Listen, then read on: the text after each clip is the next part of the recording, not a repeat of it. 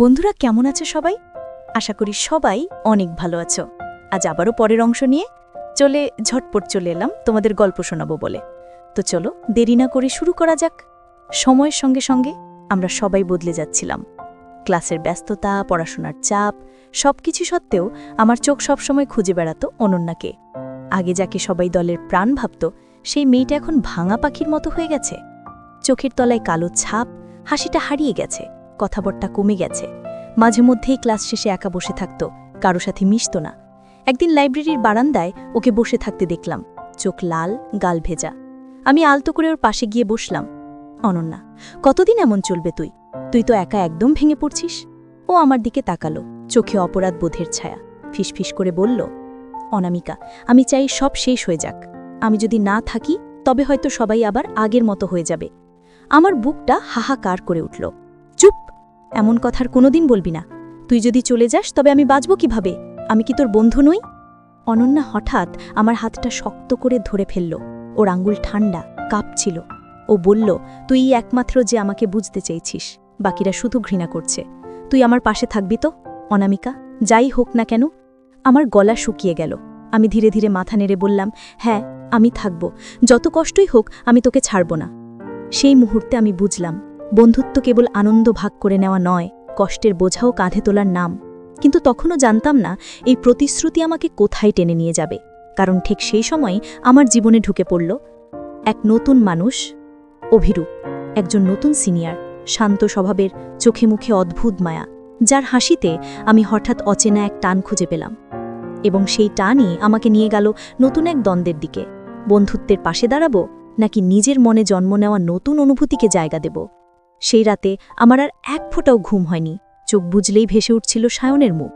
ওর চোখ দুটো যেন আমার বুকের ভেতর ছাপ ফেলে দিয়ে গেছে। সকাল হতে না হতেই বিয়েবাড়ির উঠোন ভরে উঠল ঢাক ঢোলের শব্দে। হাসি আনন্দের ঢেউ বয়ে চলেছে চারদিকে। সবাই সাজগুজ করছে, অথচ আমি আয়নার সামনে বসে থেকেও নিজের সাজ শেষ করতে পারছিলাম না। কপালে টিপ লাগাই, আবার মুছে ফেলি। মনে হচ্ছিল আমি কিছুতেই স্বাভাবিক হতে পারছি না। মিতালি তখন এসে বলল, অনামিকা, কি হলো তোর? তুই এত চুপচাপ কেন? কাল রাতে কি ঠিকমতো ঘুমাসনি? আমি শুধু হেসে এড়িয়ে গেলাম, কিন্তু ভেতরে ভেতরে নিজেকে লুকোতে লড়াই করছিলাম। হঠাৎই দেখলাম উঠোনের এক কোণে দাঁড়িয়ে আছে সায়ন। আজ ওকে আরও অন্যরকম লাগছে। শার্ট প্যান্টে যেন একেবারে রাজপুত্রের মতো। ওর চোখ হঠাৎ আমার দিকে পড়তেই আমার বুক কেঁপে উঠল। আমি দ্রুত মুখ ফিরিয়ে নিলাম, কিন্তু যতবারই চোখ তুললাম দেখলাম সায়নের দৃষ্টি ঠিক আমার দিকেই, যেন ভিড়ের মধ্যে শুধু আমাকেই খুঁজে নিচ্ছে। বিয়ের অনুষ্ঠানের ফাঁকেই আচমকা বিদ্যুৎ চলে গেল। চারপাশ অন্ধকার হয়ে গেল। সবাই হইচই শুরু করল। সেই ভিড়ের মধ্যেই আমি টের পেলাম কেউ যেন আলতো করে আমার হাত ছুঁয়ে গেল। আমি থমকে দাঁড়ালাম, শ্বাস রুদ্ধ হয়ে এলো। অন্ধকারের ভেতর সেই ছোঁয়া স্পষ্ট করে বলে দিচ্ছিল, এটা সায়ন ছাড়া আর কেউ নয়। আমার বুকের ভেতর যেন ঢাক বাজছিল। আমি কিছু বলতে চাইছিলাম না, শুধু চাইছিলাম এই অদ্ভুত মুহূর্তটা থেমে যাক, চিরকাল থেকে যাক। কিন্তু আলো ফেরার সাথে সাথে ওর হাত সরে গেল। চারপাশ আবার স্বাভাবিক হয়ে উঠল, অথচ আমার ভেতরটা তখনও ঝড়ের মতো কাঁপছিল। পরের দিন কলেজে ফিরতেই আমি লক্ষ্য করলাম সায়ন বারবার চোখ রাখছে আমার দিকে। ক্লাসের মধ্যে, লাঞ্চের সময়, এমনকি লাইব্রেরির রোদের ফাঁকে। প্রথমবারের মতো আমি বোধ করলাম কেউ এমনভাবে আমাকে খুঁজছে যেন আমার সব অনুভূতি ওর চোখের মধ্য দিয়ে পড়ছে। কিন্তু আরেকটু ভেতর থেকে টান অনুভব করছিলাম। অনন্যা, ওর চোখে দুঃখ, অপরাধবোধ আর একাকিত্ব যেন প্রতিদিন আমাকে সতর্ক করে দিচ্ছিল। আমি চাইছিলাম ওকে শান্তি দিই, আবার নিজের অনুভূতি ওর চেয়ে আলাদা রাখতে চাইছিলাম না। একদিন লাইব্রেরির সিঁড়িতে যখন একা বসেছিলাম, সায়ন চলে এলো। অনামিকা, তুমি কি ঠিক আছো? আমি হালকা করে মাথা নেড়ে বললাম, হ্যাঁ ঠিক আছি, শুধু ক্লাসের চাপটা একটু বেশি। ও ধীরে ধীরে আমার পাশে বসল। হঠাৎ সে বলল, আমি জানি তুমি অনন্যাকে খুব ভালোবাসো, আর ওর জন্য তুমি নিজের অনুভূতিও লুকিয়ে রাখছ। আমার বুকটা চিলে উঠল। সায়ন, তুমি কি বুঝছো? ওর জন্য আমি কিছু করতে চাই, আবার নিজের ভেতরের অনুভূতি যেন চাপা পড়ে থাকে। ও আমার হাতে আলতো হাত রাখল। অনামিকা, তুমি জানো ভালোবাসা কখনো সহজ হয় না, কিন্তু তুমি যদি সাহসী হও তুমি একসাথে সবকিছু সামলাতে পারবে। আর আমি চাই তোমার পাশে থাকতে। আমার মনটা অদ্ভুতভাবে কাঁপতে লাগলো। ওর হাত, ওর কথার মাধুর্য আর সেই নীরব সমঝোতা সব মিলিয়ে যেন আমার সমস্ত ভেতরের দ্বন্দ্বকে আলোর দিকে টেনে নিয়ে যাচ্ছে। কিন্তু ভেতরে ভেতরে কেঁপে উঠছি। অনন্যাকে এই দৃশ্য দেখলে আহত হবে না? বন্ধুত্ব, ভালোবাসা, দায়িত্ববোধ সবই যেন একসাথে ঝুলছে আমার কাঁধে। সেদিন লাইব্রেরি থেকে বের হওয়ার সময় আমি শুধু এক কথাই ভেবে চললাম, ভালোবাসা কি সত্যি এতটা শক্তিশালী যে বন্ধুত্ব, দায়িত্ববোধ আর অপরাধবোধকেও একসাথে জটিল করে দিতে পারে?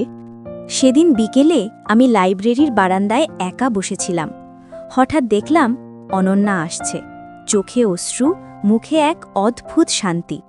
ও এসে আমার পাশে বসল। অনামিকা, আমি চাই তুমি সব কিছু জানো, আর আমি চাই তুমি সত্যিই বুঝো আমি এখনও তোমার বন্ধু। কিন্তু ও থমকে গেল। আমি নিঃশব্দে ওর দিকে তাকিয়ে রইলাম। আমি জানি তুমি সায়নের দিকে ঝুঁকে যাচ্ছ, আর আমি যা দেখছি, কিন্তু আমারও কিছু অনুভূতি আছে। আমি চাই তুমি কখনো ভুলে যেও না যে আমি তোমার পাশে আছি। আমার হৃদয় কাঁপল। অনন্যা, তুই জানো আমি কতটা দ্বন্দ্বে আছি? তোমার প্রতি দায়বদ্ধতা আর নিজের ভেতরের অনুভূতি সবই একসাথে ভীষণ জটিল হয়ে গেছে। ও হাতটা ধরল। আমি জানি, আর তাই আমি আজ তোমার কাছে সৎ হতে চাই। আমি চাই তুমি নিজের জীবন নিজেই বেছে নাও। ভালোবাসা, বন্ধুত্ব, দায়বদ্ধতা সবই একসাথে থাকতে পারে যদি তুমি সাহসী হও। আমি ভেতরে ভেতরে কেঁপে উঠলাম। ওর কথা, ওর হাত, ওর বিশ্বাস সব মিলিয়ে যেন আমার ভেতরের ভাঙা অংশগুলো ধীরে ধীরে মেরামত হতে লাগল। সেদিন বুঝলাম, ভালোবাসা কেবল রোম্যান্টিক অনুভূতি নয়, এটা দায়িত্ব, বন্ধুত্ব, আত্মত্যাগেরও নাম। যদি আমরা সাহসী হয়ে এগোই, তবে এই 3টি স্তর একসাথে টিকে থাকতে পারে। সেদিন অনন্যা চলে গেল, আর আমি বসে থাকলাম বারান্দায়, বাতাসের সঙ্গে ভেসে যাওয়া কানে গোধূলির নরম সুর শুনে। ভেতরে ভেতরে আমি ঠিক করেছি, আমি এগোতে চাই, ভয় পাব না। বন্ধুত্ব, ভালোবাসাও, দায়বদ্ধতাও আমি সব একসাথে বাঁচাবো। সেই সন্ধ্যায় প্রথমবার মনে হলো, আমার জীবনে অন্ধকার যতই হোক না কেন, এক টুকরো আলো সব সময় আছে, আর সেই আলোই আমাকে শক্তি দিচ্ছে। পরের সপ্তাহগুলো কেটে যাচ্ছিল এক অদ্ভুত ছন্দে। কলেজের দিন শুরু, শেষ, অথচ আমার মন সবসময় অনন্যা আর সায়নের মধ্যে দোলা চলে। একদিন বিকেলে আমরা সবাই মিলিত হলাম ক্যান্টিনে। মিতালি, রেশমা, পূজা, দেবলীনা আর আমি 6 জনের পুরনো টেবিলে। কিন্তু আজ ভেতরে ভেতরে ভিন্ন ধরনের চাপ। অনন্যা এসেছে, কিন্তু চোখে ভরা কান্না আর অপরাধবোধ এখনও স্পষ্ট। আমি ধীরে ধীরে বললাম, চল, আজ আমরা সবকিছু খোলাখুলি বলি, আর একে অপরকে বোঝার চেষ্টা করি। মিতালি প্রথমে কিছু বলল না, চোখ নামিয়ে রাখল। রেশমা হেসে বলল, ঠিক আছে, আমরা শুনব, তবে কষ্টের দায় সব একসাথে বহন করতে হবে। অনন্যা বলল, আমি জানি আমি অনেক ভুল করেছি, কিন্তু আমি চাই সবাই বুঝুক আমি আপনাদের বন্ধুত্বকেও হারাতে চাইনি। সায়ন তখন আমার পাশে এসে বলল, অনামিকা ও অনন্যা, আমি চাই এই সম্পর্ক স্বচ্ছ হোক। আমরা সবাই যদি একে অপরের অনুভূতি বুঝতে পারি, তবে বন্ধুত্বও থাকবে, প্রেমও থাকবে, দায়বদ্ধতাও থাকবে। আমার হৃদয় কেঁপে উঠল। ভেতরে ভেতরে ভয়ের সঙ্গে এক অদ্ভুত স্বস্তি। হঠাৎ মনে হলো, এই ভাঙা বন্ধুত্ব, এই জটিল ভালোবাসা সব মিলিয়ে এক নতুন শুরু হতে পারে। আমরা একে অপরের দিকে তাকালাম। ভালোবাসা, বিশ্বাস, অপরাধবোধ সব মিশে গেল। আমরা বুঝলাম, যদি মনটা খোলা থাকে, সাহস থাকে, তবে সব কষ্টই জয় করা যায়। সেদিন রাত পর্যন্ত আমরা কথা বলতাম। বছরের প্রথম পূর্ণিমার আলোয় আমরা বুঝলাম, ভাঙা বন্ধুত্ব আবার ঠিক হতে পারে। ভালোবাসা কেবল রোম্যান্টিক নয়, বন্ধুত্ব, দায়িত্ব আর মায়ার সঙ্গে জড়িয়ে থাকে। আর সেই সন্ধ্যায় আমি, অনন্যা, মিতালি, রেশমা, পূজা আর দেবলীনা সবাই বুঝলাম আমরা একসাথে আবার ঠিক থাকব। পরের দিন সকালে কলেজের উঠোনে সূর্যের আলো ভেসে আসছিল।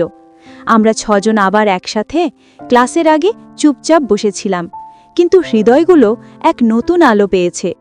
মিতালি প্রথমে হেসে বলল, আমরা অনেক কিছু হারিয়েছি, কিন্তু আজ বুঝলাম বন্ধুত্ব কখনো শেষ হয় না, শুধু নতুন রূপ নেবে। রেশমা, পূজা আর দেবলীনা মাথা নাড়িয়ে হেসে উঠল। আর অনন্যা, ওর চোখে কেবল শান্তি। ও বলল, আমি জানি আমি অনেক ভুল করেছি, কিন্তু আজ থেকে আমি নতুন করে শুরু করতে চাই, বন্ধুত্ব, ভালোবাসা আর দায়িত্ব সব মিলিয়ে। আমি সায়নের দিকে তাকালাম। ও তখন হাসি দিয়ে বলল, অনামিকা, আমরা সবাই যদি একে অপরের অনুভূতি বুঝতে পারি তবে কিছুই অসম্ভব নয়। আমার বুকটা ভরা আনন্দ আর কৃতজ্ঞতায়। আমি অনুভব করলাম ভালোবাসা কেবল হৃদয়কে নাড়ায় না, বন্ধুত্ব ও দায়িত্বকেও শক্ত করে তোলে। আমরা 6 জন হাত ধরে দাঁড়ালাম, একসাথে হেসে উঠলাম, চোখে অশ্রু, কিন্তু এইবার আনন্দের। সব ভুল বোঝাবুঝি, ক্রোধ, হিংসা সবই পেছনে ফেলে নতুন করে আমরা শুরু করলাম। সেই দিন থেকে বুঝলাম জীবনের আলো কখনো নিভে যায় না। ভালোবাসা, বন্ধুত্ব আর দায়িত্ব যদি সত্যি হৃদয়ে থাকে তবে সব অন্ধকারকে পেছনে ফেলে এক টুকরো আলো জ্বলে ওঠে। আমরা জানতাম ভবিষ্যৎ কঠিন হোক বা সহজ, আমরা একসাথে থাকব। এটাই আমাদের জীবন, আমাদের গল্প। এক টুকরো আলো যা ভেঙে পড়া হৃদয়কেও আবার জ্বালিয়ে দিতে পারে।